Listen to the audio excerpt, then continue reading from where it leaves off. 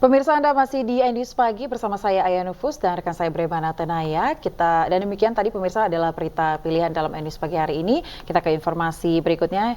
Ini merupakan informasi terkait dengan Mahkamah Konstitusi, ya, di mana Majelis Kehormatan Mahkamah Konstitusi menilai Ketua MK Anwar Usman bersalah dalam menangani perkara batas usia Capres-Cawapres. Para pelapor meminta putusan yang memberi jalan kepada Gibran Rakabuming Raka untuk maju sebagai Cawapres dibatalkan.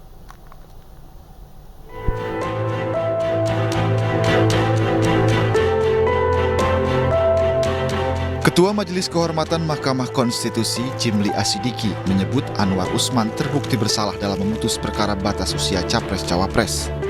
Kini MK tengah merumuskan isi putusan terhadap Anwar Usman dan sejumlah hakim lainnya yang dinilai bermasalah. Putusan akan diumumkan Selasa 7 November 2023. Namanya kisruh internal, beda pendapat kok sampai keluar. Kok informasi rahasia udah pada tahu semua, itu berarti ini membuktikan ada masalah gitu loh. Nah, tentu ada masalah kolektif, artinya semuanya 99 ini ada masalah ini. Sementara pada pemeriksaan pertama, Anwar Usman membantah melobi hakim lain untuk mengabulkan permohonan terkait batas usia Capres-Cawapres.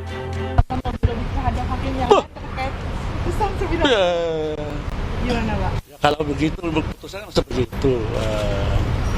Oke. Ya. Tapi apa yang diklarifikasi, Pak? Tapi enggak, Pak. Terkait lobby itu gimana, Pak? Enggak ada tuh lobby gimana. Orang putusannya dibaca sendiri. Udah baca belum? Putusan sembilan. Ya udah. Oke. Terkait adanya pelanggaran ini, sejumlah pelapor meminta putusan batas usia Capres-Cawapres yang diketok Anwar Usman dibatalkan. Para pelapor menilai Anwar Usman terbentur konflik kepentingan anggota keluarga. Sementara menurut Jimli, ia masih belum yakin putusan MK bisa dibatalkan meskipun argumentasi para pelapor masuk akal. Lalu apakah jika putusan MK dibatalkan, langkah Gibran akan berjalan mulus atau justru terganjal aturan? Dari Jakarta, Tim Liputan iNews melaporkan. Pemirsa, dukungan untuk Ganjar Mahfud MD menjadi presiden dan juga wakil presiden semakin menguat dan hadir dari berbagai elemen masyarakat di tanah air. Ratusan kiai dan ulama di Bogor Raya mendeklarasikan dukungan untuk pasangan Ganjar Pranowo Mahfud MD di Pilpres 2024. Ikrar deklarasi dukungan berlangsung di Gedung Pada, Kecamatan Tanah Sereal, Kota Bogor, Jawa Barat. Deklarasi sekaligus ajang silaturahmi ini diwadahi oleh Himpunan Santri Nusantara bersama Aliansi Benteng Akidah. Duet Ganjar Mahfud menjadi harapan para kiai, ulama, dan santri karena dinilai sebagai pemimpin yang jujur dan amanah.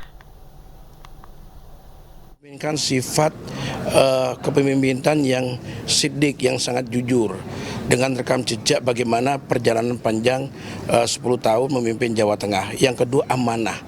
Dengan selalu dia ketika kampanye itu selalu orang ngapusi, orang korupsi, dan itu dibuktikan di Jawa Tengah. Tentunya Pak Mahfud MD adalah orang yang konsisten terhadap persoalan-persoalan hukum, orang-orang yang tidak bisa ditawar, bahasanya adalah orang yang nggak bisa dikendalikan oleh Dukungan kepada pasangan Ganjar Pranowo Mahfud MD di kontestasi Pilpres 2024 juga datang dari Kabupaten Sinjai, Sulawesi Selatan.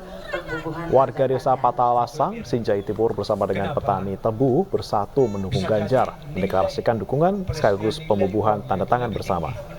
Pasangan Ganjar Mahfud dinilai sangat cocok untuk memimpin Indonesia lebih maju melalui kemampuan masing-masing tokoh.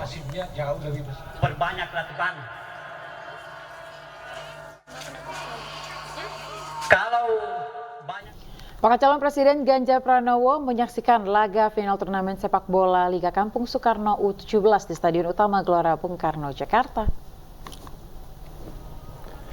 Ganjar Pranowo bersama ribuan kader Banteng Muda Indonesia menyaksikan final turnamen sepak bola Liga Kampung Soekarno U17 yang diselenggarakan DPP PDI Perjuangan.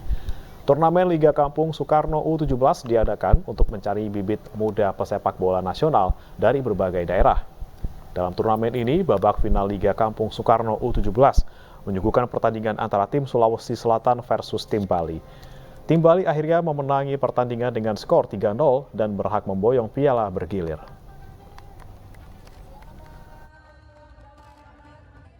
Sepak bola yang menurut saya kawan-kawan memulai dari kelas kampung. Dan kita harapkan ini yang akan memunculkan bibit-bibit unggul untuk prestasi sampai usia itu. Dan ternyata inilah kawan-kawan bupati, wali kota yang dulu sudah memulai itu, dan kita harapkan proses yang kita lakukan itu akan menghasilkan atlet yang hebat, yang sportif, yang ikut aturan dan kelak kemudian menjadi juara. Liga Kampung Soekarno Cup digelar PDI Perjuangan karena menjadi cita-cita Proklamator Republik Indonesia Soekarno untuk menjadikan olahraga sebagai sarana.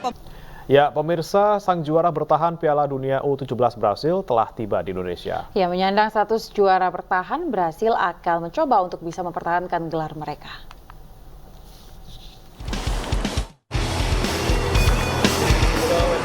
Tim U17 Brasil telah tiba di Indonesia melalui Bandara Internasional Soekarno-Hatta, Tangerang, Banten pada Sabtu sore. Datang dengan status juara bertahan menjadi motivasi tersendiri bagi Brasil demi mewujudkan ambisi meraih gelar Piala Dunia U17 yang kelima. Pada Piala Dunia U17 kali ini, Brasil tetap mewaspadai semua tim yang ada. É motivo de muito orgulho disputar mais uma Copa do Mundo.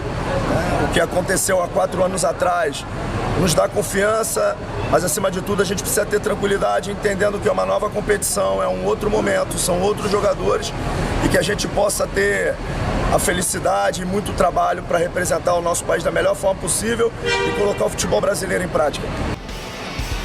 Pada Piala Dunia U17 2023, Brasil tergabung di grup C bersama Iran, Kaledonia Baru, dan Inggris. Laga grup C akan digelar di Jakarta International Stadium.